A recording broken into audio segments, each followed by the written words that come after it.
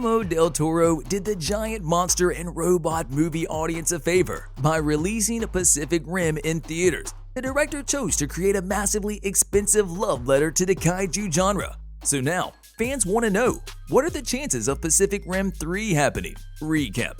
The 2018 sequel, Pacific Rim Uprising, which Del Toro only produced, was made possible by the sci-fi blockbuster's just sufficient box office success. However, fans of such grand spectacles are now speculating about the possibility of a Pacific Rim 3.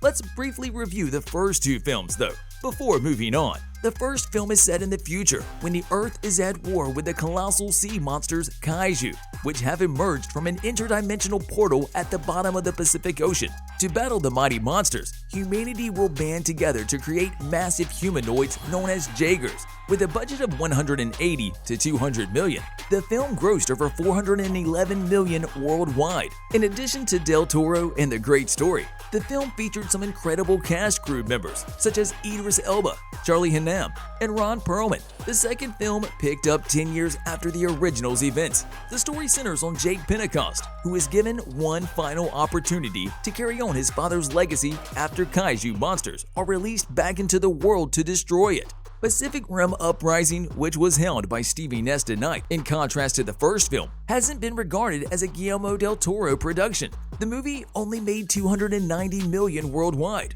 which is a very low sum, given the high $150 to $176 million production cost. The reviews were generally negative, with a median score of 2.5 out of 5. But the visual effects, action sequences, technical marvels, and the stellar acting made it a lot of fun to watch. On the other hand, the movie's climax prepares the audience for some intriguing things that will happen in the future.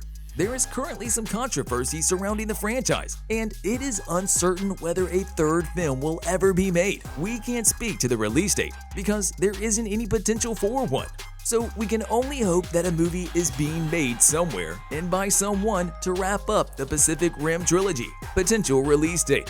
Pacific Rim Uprising received a more mixed reaction from critics and audiences, and it failed to match its predecessor's box office returns. As a result, it quickly became questionable that the Pacific Rim franchise would receive a third entry. Given that the first movie came out in 2013 and the second came out in 2018, perhaps we can just say that things might go well in 2023. But none of those are certain, and nothing is official. Though it will continue in a different format, Pacific Rim is obviously not yet finished. Netflix will release Pacific Rim The Black, an original anime that builds upon the two films, sometime this year. Perhaps there will be more animated spin-offs, if that series is well received. It's also possible that Legendary will decide to incorporate Pacific Rim into their MonsterVerse, which is expanding to new heights this year with Godzilla vs. Kong. This would be an even more intriguing development. Although Del Toro may not currently be working on Pacific Rim 3, anything is possible in the entertainment industry. Perhaps some time will pass before something new is acknowledged. Who will be in it? The presence of John Boyega again would be ideal for a potential Pacific Rim 3, as his charisma and humor help Uprising get through its rougher patches. Charlie Hunnam's comeback could be entertaining as well, but Boyega is essential. On the other hand, Scott Eastwood barely makes an impression, despite playing a significant supporting role, so his character is probably not going to be missed the next time around. The lead female role was played by singer and pop star Kaylee Spaney, who made a great team with Jake. Therefore, we anticipate and sincerely hope that everyone mentioned above will return to reprise their roles in Pacific Rim 3. In addition, Titan Redeemer and Valor Omega won't be present because the Jaeger Kaiju hybrids destroyed both of them. Before we go any further, we wanted to let you know that it's time for you to smash that like button if you haven't done so already. Tonight also assured followers on Twitter that if a Pacific Rim movie is approved, the narrative of the movie's titular, Mako Mori, would be covered. Despite Mako's passing in the second film, Denight claimed that this storyline was far from being finished.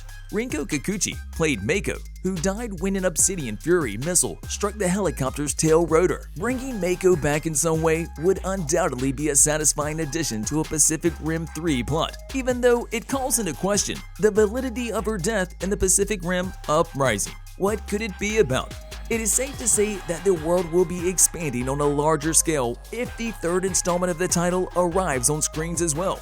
And we know that Pacific Rim has been a lot of fun over time with its 2 installments. But the big question is, how Pacific Rim 3 will be set in the storyline, especially since the franchise's future is linked to a larger storyline. It makes perfect sense for Pacific Rim 3 to be approved because there are still many unanswered questions, an additional backstory to be provided, and fresh tales to be told in the Pacific Rim universe. With the humans celebrating their victory over the precursors, Pacific Rim Uprising ended on a positive note. A post-credit cliffhanger seems to have been the original plan for Pacific Rim Uprising's final scene, but the directors decided it was a little too weak and decided to bolt it to the end of the film instead. In the climatic moments of the movie, Jake Pentecost tells Newt that to put an end to the precursors and Kaiju once and for all, humans will have to take matters into their own hands. Jake's line appears to have sown the seeds for Pacific Rim 3 to not only delve deeper into the precursors' backstory, but also to take the story in a new direction. It's a setup for an ending that eerily resembles Independence Day Resurgence, which also promised to take on the aliens in a third film. That most likely won't happen. While Uprising is an enjoyable blockbuster, it seems like Legendary is currently testing the brand to see if it will develop into a full-blown franchise. The Pacific Rim 3 tease at least promises a new environment for the enormous monsters and robots to stomp around in. That remains to be seen, as the film would need to earn a respectable amount at the global box office to cover the expense of a third journey. It was entirely up to Legendary, but DeKnight recently confirmed he has an idea for a potential third Pacific Rim film that would allow for a MonsterVerse crossover. This seems to suggest that Pacific Rim 3 might involve a crossover between the franchises, or at the very least, set it up. Even if Uprising fails to convince Legendary that Pacific Rim is a viable franchise on its own, combining it with the MonsterVerse is still a reasonable solution, since the characters in 2014's Godzilla don't seem to be aware of the existence of enormous creatures, despite the very first Kaiju from Pacific Rim attacking the previous year. Some reworking would be required to tie the various franchises together. On the other hand, Pacific Rim established the concept of multiple universes, suggesting that it might be possible. On a curious side note, it's crucial to point out that Jing Tian, who portrayed San Lin in Kong Skull Island, also played the role of Li Wanxiao in Pacific Rim Uprising. In that movie, Lin works for Monarch, a group tasked with tracking down and exposing enormous monsters like Godzilla and Kong. Now, it's possible that Legendary hired Tian for Uprising without even thinking about her appearance, as 2 different characters could prove difficult if they decided to combine the franchises, but it's also possible that they did on purpose. As a result, you need to smash that subscribe button and notification bell so you'll never miss any of our videos in the future. Xiao might be a descendant of Lin, given that Uprising takes place 62 years after the events of Skull Island, which would establish a strong link between the MonsterVerse and Monarch. Or, admittedly, it could just be a coincidence. See you in the next video.